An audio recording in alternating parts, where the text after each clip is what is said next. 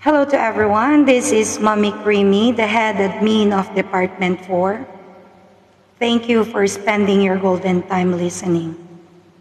I'm sure you will gonna be enlightened about true Friends Together family when you leave this panel.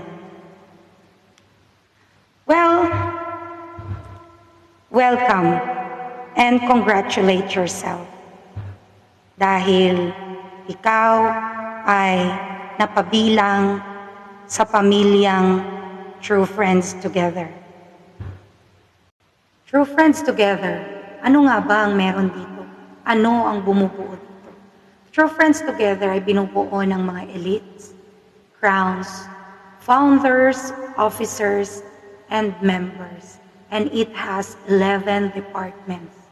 At ang bawat departamento may mga branches na nakapaloob dyan.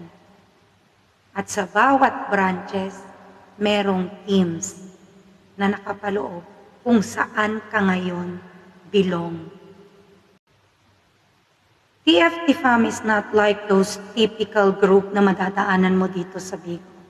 True Friends Together had set a remarkable standards and almost 7 years in the making.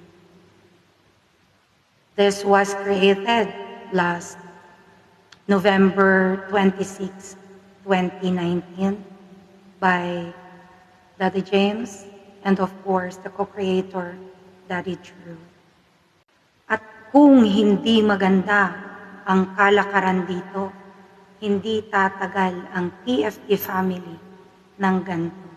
At hindi lalakas ang TFT family, hindi magpapatuloy ang TFT family hanggang ngayon.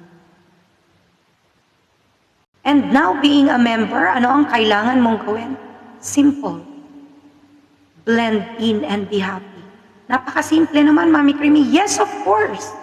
Kasi kapag nakikipaghalubilo ka at masaya ka sa lahat ng mga nakakasalamuha mo dito, magagampanan mo lahat ng mga alutuntunin meron tayo dito sa True Friends Together and even to your department.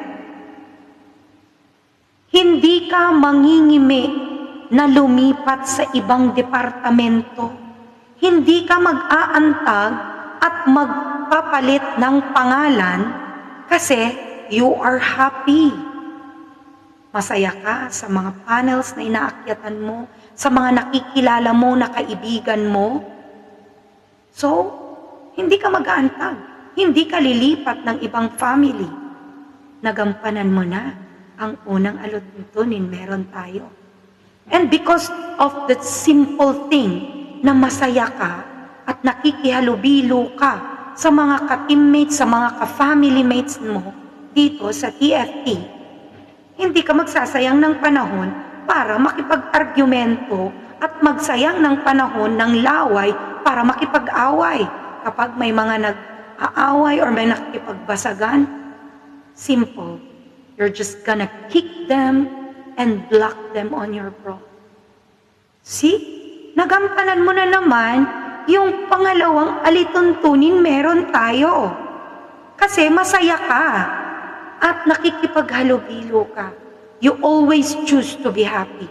And because you are happy sa mga kaibigan mo, sa mga kakilala mo, sa mga bago mong nakilala, sa mga kapamilya mo, sa mga ka-teammates mo, at kahit sa mga hindi mo kapamilya, marunong kang rumispeto. Kasi masaya ka. You respect them. And of course, if you respect them, they respect you back.